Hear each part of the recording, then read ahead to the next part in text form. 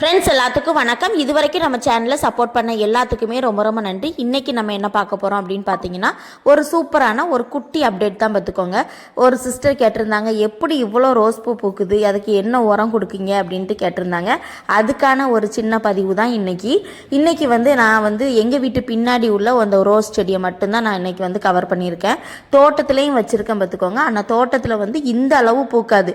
வீட்டில் உள்ள செடி மட்டும்தான் இந்த அளவு நிறைய பூக்கும் பார்த்துக்கோங்க. ஒரு நாளைக்கு மட்டும் ஒரு 7, 8, 10 கான்னு நான் பறிச்சிருவேன். அவ்வளோ கான்னு ரோஸ் பூ பூக்குது, இல்லைன்னு நான் சொல்லலை.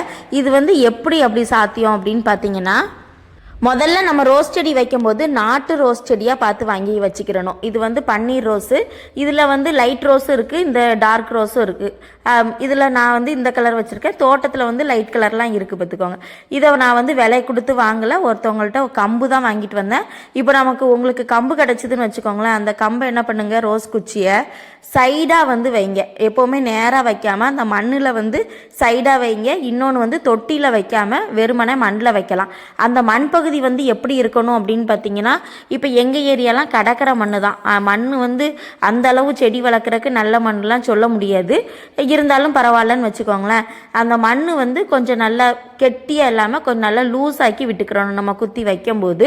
அதுக்கப்புறமா எப்போவுமே தண்ணி விழுற இடம், அதாவது நம்ம பாத்திரம் கழுவுற தண்ணியாக இருக்கட்டும், இல்லை குளிக்கிற தண்ணியாக இருக்கட்டும், அது மண்ணில் பின்னுக்க விழும்ல, அந்த மாதிரி ஒரு இடத்துல நம்ம வச்சு விட்டுட்டோன்னா காரியம் நம்ம தண்ணி ஊற்ற வேண்டிய அவசியம் இல்லை.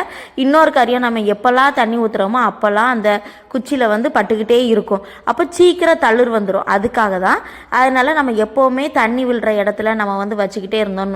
நம்ம அந்த குச்சியெல்லாம் வச்சோன்னு வச்சுக்கோங்களேன், டக்குன்னு அந்த செடி தழுத்து வந்துடும். சரி, இப்போ செடி நல்லா தழுத்து வந்தாச்சு.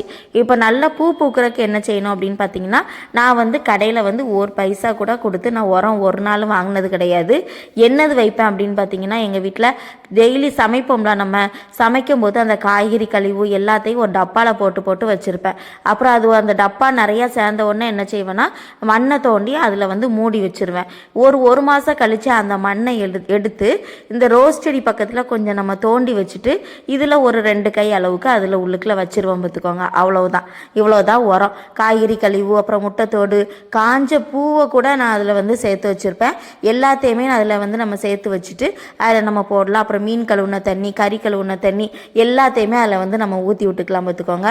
ரோஸ் செடியில் அவ்வளோ ஒரு பூ பூக்கும். கண்டிப்பாக இந்த ட்ரிக்ஸை ட்ரை பண்ணுங்கள். 5 பைசா கூட செலவு இல்லாமல் நம்ம வீட்டிலையே நம்ம கொத்து கொத்தாக பூவை பூக்க வைக்க முடியும் பார்த்துக்கோங்க. கட்டாயம் ட்ரை பண்ணி பார்த்துட்டு எப்படி இருக்குது அப்படிங்கிறத சொல்லுங்கள். கண்டிப்பாக இந்த வீடியோ உங்களுக்கு யூஸ்ஃபுல்லாக இருக்கும் அப்படின்னு நான் நம்புகிறேன். நம்ம இவ்வளோ நேரம் நம்மளுடைய வீடியோ பார்த்ததுக்கு ரொம்ப ரொம்ப நன்றி. நாளைக்கு வேற ஒரு வீடியோவில் சந்திக்கலாம். தேங்க்யூ.